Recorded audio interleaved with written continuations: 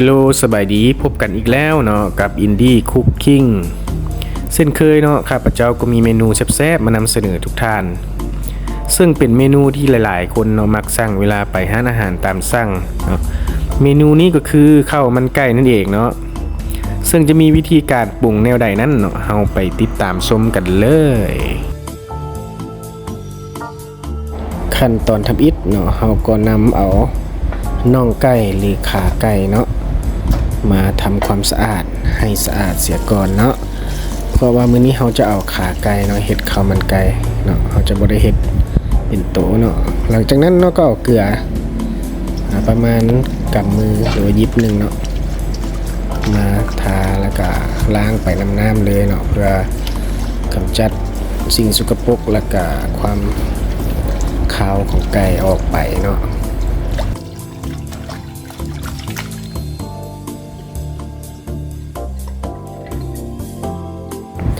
ขั้นตอนต่อมาเนาะเราก็จะมาค้างหม้อเนาะใส่น้ำพอประมาณหลังจากนั้นก็ใส่เกลือ1บวงต่อมาก็จะเป็นผักหอมป้อมเนาะแล้วก็ตามด้วยคะนอผงเนาะ1บวงเนาะถ้าใครมีคะนอก้อนก็เอาคะนอก้อนใส่ก็ได้เนาะแล้วก็น้ำตาลเนาะ1บวงคนละลายเข้ากันหลังจากที่หม้อฟดแล้วเนาะเราก็นำเอาไก่ที่เราล้างทำความสะอาดนั้นเนาะลงไปต้มได้เลยเนาะแล้วก็ใส่หัวไชเท้าไปน้ำเนาะเพื่อเพิ่มให้น้ำซุปเรามันหอมหวานเนาะต้มประมาณ45นาทีเนาะหลังจากนั้นก็ตักไก่ขึ้นมาพักไว้ก่อนเนาะและส่วนน้ำซุปเนาะหรือว่าน้ำแกงเราจะเอาไว้ไปหุงใส่กับข้าวนั่นเองเนาะขั้นตอนต่อไปเนาะก็คือขั้นตอนทั่วๆไปของการหุงข้าวเนาะก็นำข้าวมาล้างซะก่อนเนาะล้างเอาเศษฝุ่นเศษอันอย่างต่างๆที่มากับข้าวเนาะออกไปให้สะอาดจะล้างประมาณ2น้ำเนาะ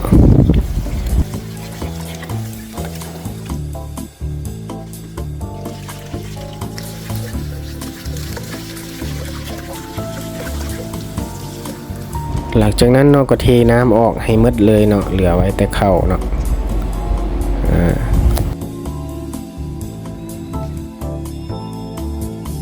หลังจากนั้นเราก็นำเอาน้ำต้มไก่เนาะที่ว่าเราต้มวางแล้วนี่เนาะเอามาเทใส่ข้าวเลยเนาะเพื่อที่จะหุงให้ข้าวเราเป็นข้าวมันไก่เนาะ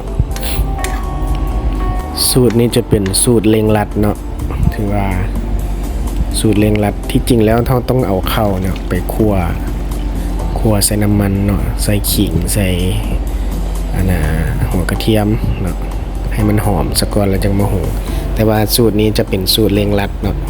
สูตรไวว่าสั้นๆเนาะต่อมาเราก็เอาขาไก่ที่เราต้มเนาะมาหุงใส่กับข้าวเลยเนาะ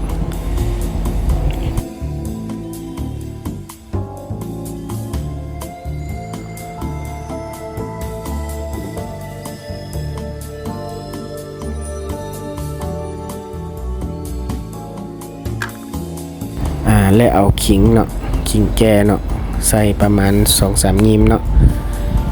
เพื่อเพิ่มความหอมเมื่อหุงข้าวแล้วเนาะเราก็มาเฮ็ดน้ำจิ้มเนาะน้ำจิ้มสูตรเด็ดของเราเนาะ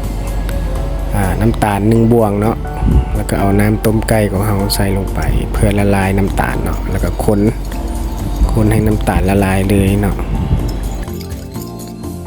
เมื่อน้ำตาลละลายแล้วเนาะเราก็ตักเต้าเจี้ยวเนาะ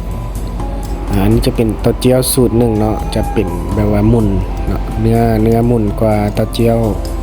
สูตร2เนาะถ้าสูตร2จะเป็นเม็ดเนาะอันนี้ข้าพเจ้าเลือกเอาเต้าเจี้ยวสูตร1เนาะตามด้วยน้ำซีอิ๊วเนาะ1บวงต่อมาก็จะเป็นน้ำส้มสายชูเนาะเพื่อเพิ่มความส้ม2บวงเนาะ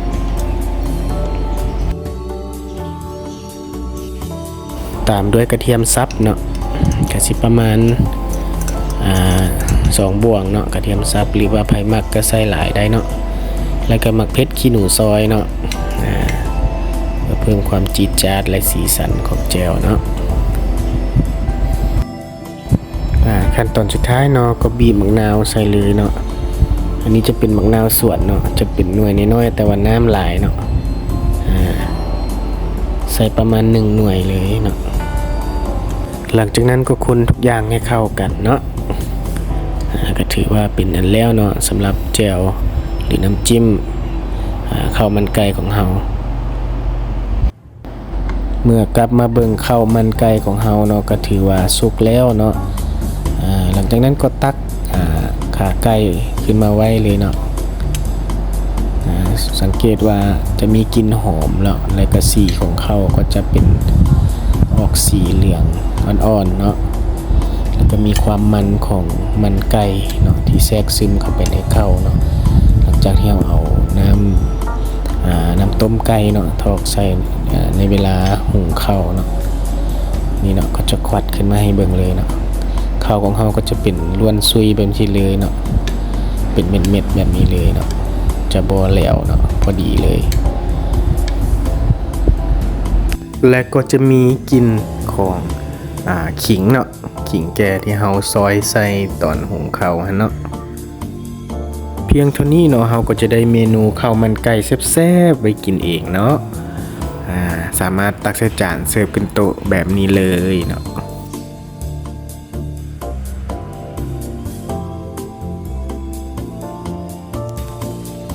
สุดท้ายนี้ก็ขอขอบใจทุกท่านที่รับชมรับฟังคลิปเฮาจนจบอย่าลืมกดไลค์กดแชร์กดติดตามและกดกระดิ่งเพื่อแจ้งเตือนคลิปใหม่ๆของ Indie Cooking เด้อสำหรับมื้อนี้ขอกล่าวคำว่าสบายดี